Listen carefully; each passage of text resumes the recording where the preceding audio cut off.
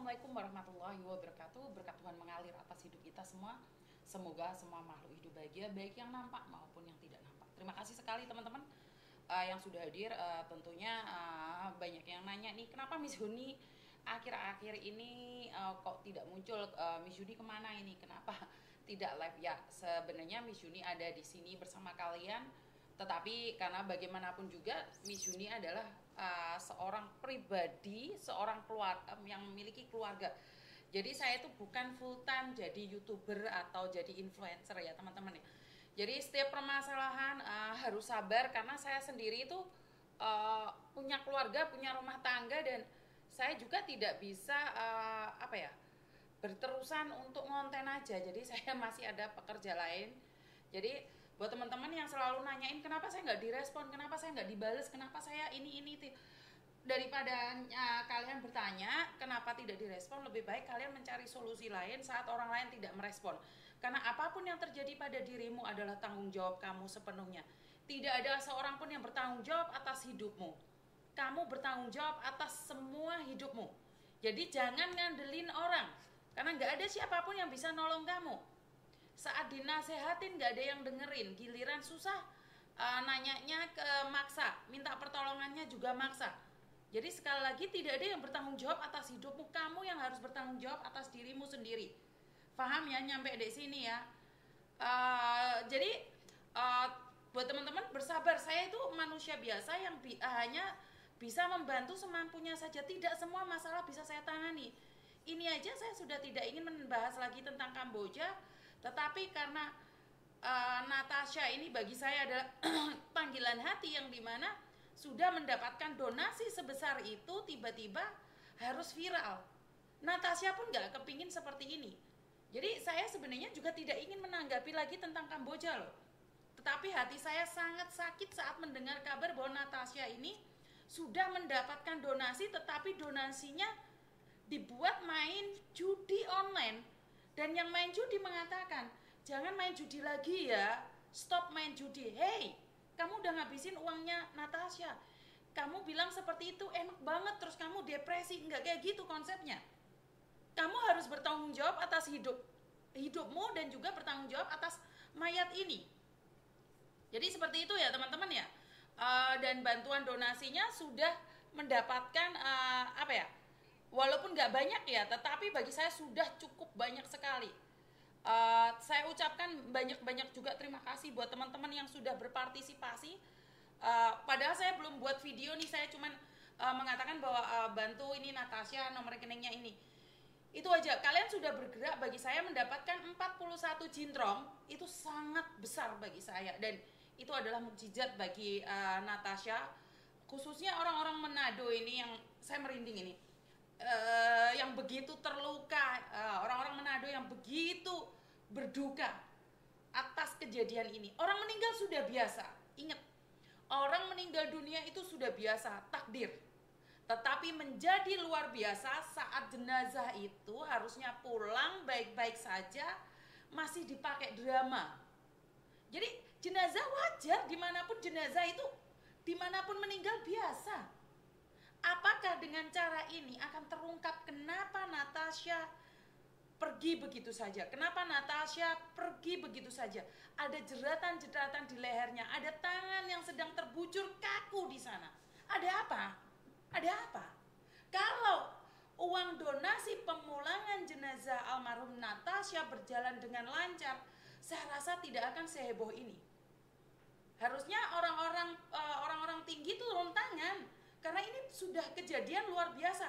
Harusnya orang-orang Manado itu garcep. Harusnya orang-orang Manado, pejabatnya, cepat menutup kasus ini, pulangkan jenazah ini dengan cara mereka. Saya tidak tahu dengan uangnya pejabat kah, uangnya siapa, saya nggak tahu ya. Tetapi kalau sudah nyampe ke tangan saya, ini menjadi kehebohan gitu loh. Sebenarnya masalah itu tidak akan jadi heboh kalau secepatnya dikumpulkan, selesai. Masa iya sih Manado sebesar itu tidak langsung garcep saja, tutup ini dan selesai. Tetapi keluarga dari Jovan semakin membela diri.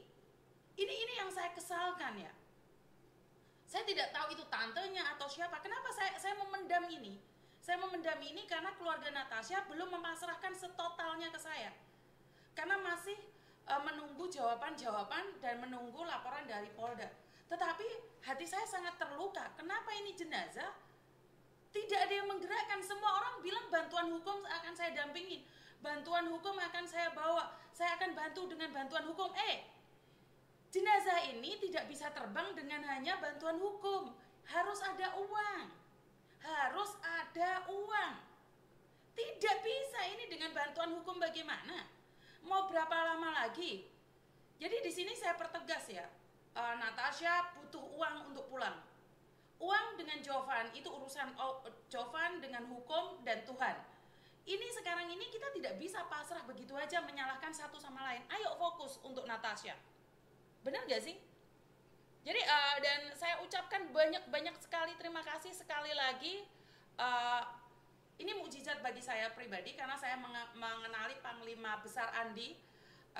Kita sempat berkoordinasi karena bagaimanapun juga saya tidak tahu tentang Manado. Sekali lagi, saya tidak kenal Manado, saya tidak memahami adat istiadat Manado, saya tidak tahu. Dan Abang Andi, Panglima Besarnya menghubungi saya, Bang Andi menceritakan seperti apa, bagaimana, step by step. Jadi teman-teman, setiap saya melangkah, itu saya tidak udruk-udruk, tiba-tiba masuk ke daerah orang.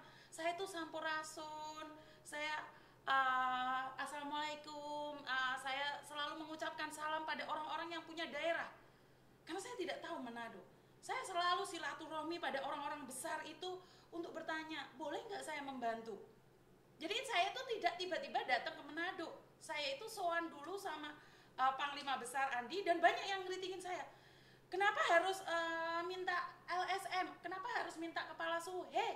Saya itu nggak tahu Manado. Kalau saya nggak pamitan sama mereka, nggak boleh dong. Kita punya daerah masing-masing. Saya harus menghormatin kepala suku daerah sana. Nggak bisa saya tiba-tiba masuk ke Manado. Saya orang Jawa Madura, nggak boleh. Walaupun saya orang Jawa Madura, saya harus sowan juga ke Banyuwangi. Saya harus pamitan orang-orang Banyuwangi juga. Saya itu bukan grudrak-grudruk karena pingin sensasi. Saya mencari nama, habis itu saya dapat panggung. Tidak. Kasusnya Andi, saya bawa-bawa nggak sampai sekarang.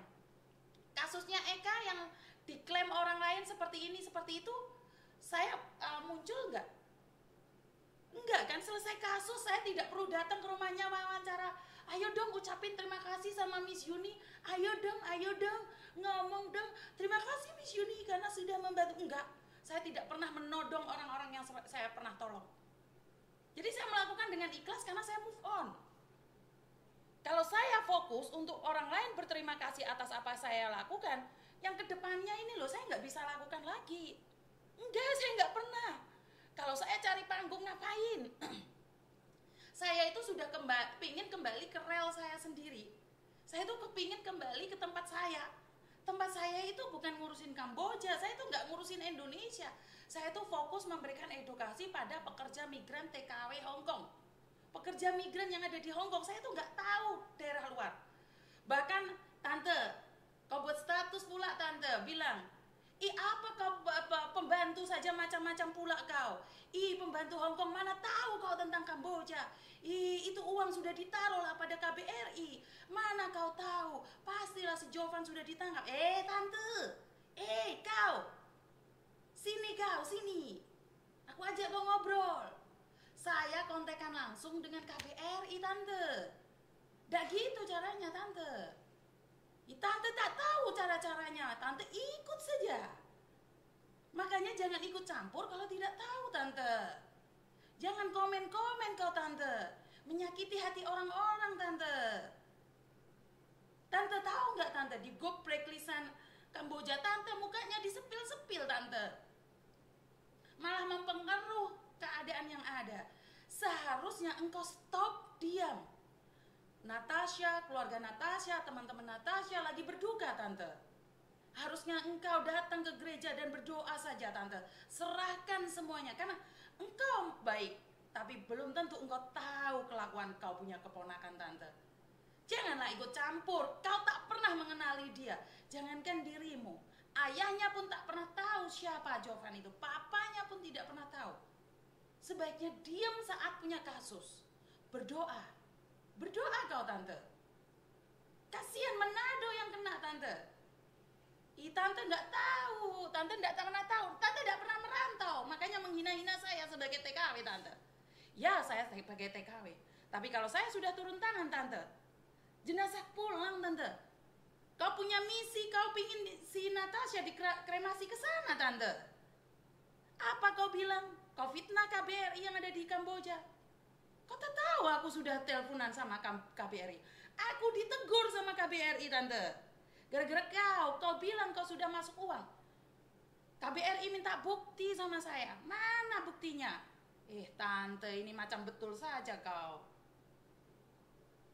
Ngeri kali aku lihat baca